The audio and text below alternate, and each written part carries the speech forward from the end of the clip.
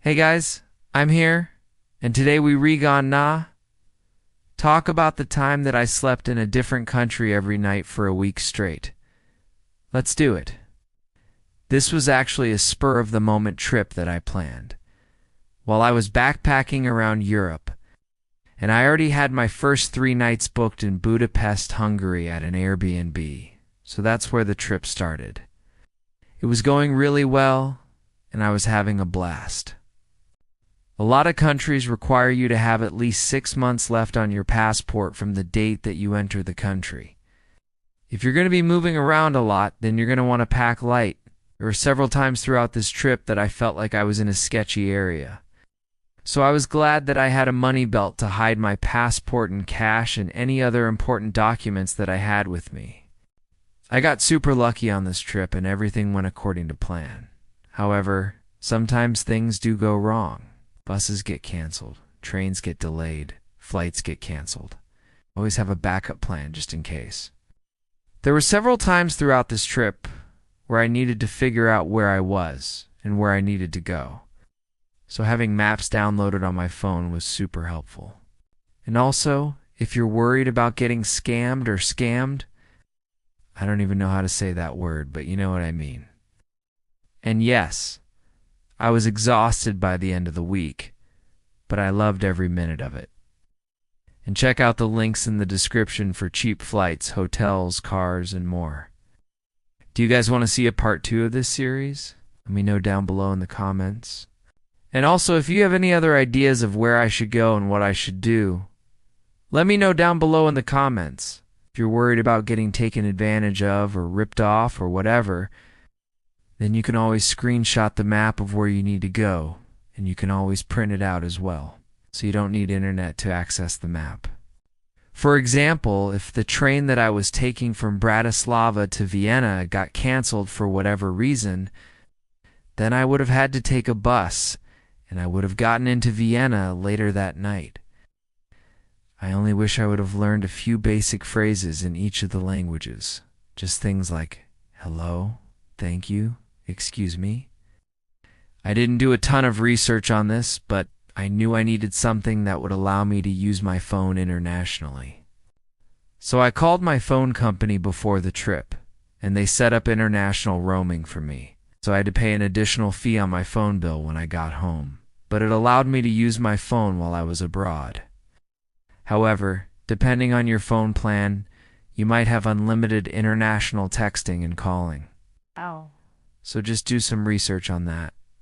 But if you're not comfortable calling your phone company or doing all that, then you can also get an international SIM card once you land in your first destination. You know, just a few basic phrases here and there. Also, knowing how to ask for directions in the native language is super helpful, trust me. And then I wouldn't have made my flight from Vienna to Dusseldorf. So just always have a backup plan in case things go awry. I personally like to use a money belt that's hidden under the wire of my bra, so that way it's not around my waist and people can't feel it. You can also put it under your underwear, or whatever works for you. But just make sure you have a money belt. I only had a backpack with me, and I made sure that it was no heavier than 35 pounds, because I'll be carrying it around a lot. I mentioned earlier that I had my first 3 nights in Budapest booked in advance. I highly recommend booking your first night stay in advance, because you re-gon na want to make sure that you have somewhere to stay as soon as you land. But when you're excited and you're traveling a lot, you tend to forget things like this. Be prepared for long days of walking if you're taking the train or the bus. You re-gon na want to arrive early to get good seats, and then you re-gon na have to walk to your accommodation. So just be prepared for a lot of walking. Also, if you're traveling solo, you're going to have to carry all your stuff yourself. So just be prepared for that. Sometimes you're going to get tired. Sometimes your feet are going to hurt. Just make sure you have backup plans for those kinds of situations. You don't want to show up somewhere and then be scrambling to find a place to stay, especially if you're tired from your flight and jet lag and all that good stuff. So just book your first night in advance, and then from there you can play it by ear. You're going to be jumping from place to place, especially if you're taking public transportation or trying to walk from place to place with your bag. Make sure it's light. Also, there were several times where I had to carry my backpack with me onto the bus or train that I was taking. So if it was too heavy, then I would have to pay extra for a ticket just for the bag. So just pack light. So check your passport's expiration date. If you don't have at least 6 months, then you need to renew it ASAP. The last thing you want to happen is to get to one of the countries on this list and get denied entry, because you didn't have 6 months left on your passport. So I thought, you know what? Let's extend this trip and try to visit as many new places as possible.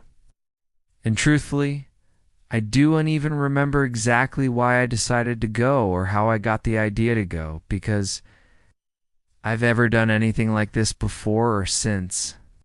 But this video could be part 1 of something bigger, because if you guys want to see this same kind of crazy adventure, let me know down below in the comments if I should do it again. Maybe we can pick the next country. Okay, so let me start off by saying this video is not sponsored at all. So I have been to each of these countries before, but never when I did this trip, which is kind of crazy to think about now. The way I did this was very low budget. I took overnight trains and buses to get from city to city, and I slept in either hostels or Airbnbs. And although I did miss out on seeing some of the main attractions during the day, because I was pretty exhausted, I still learned a lot and had an absolute blast doing this. Let's talk about what I learned. No. 1. Make sure your passport is valid for at least 6 months. 8. No. 2. Pack light. Duh. And speaking of packing, number 3, make sure you have a money belt. Alright, next. Always book your first night's accommodation in advance. Next. Always have a backup plan. Next, be prepared for long days. This may seem like common sense. Next, download Google Maps, City Maps, or whatever maps app that you like to use. Next, learn basic phrases in the local language. I don't speak any of the languages of the countries that I visited on this trip.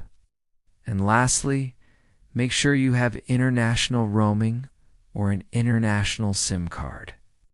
Overall, I am so happy that I did this crazy adventure. I had an absolute blast.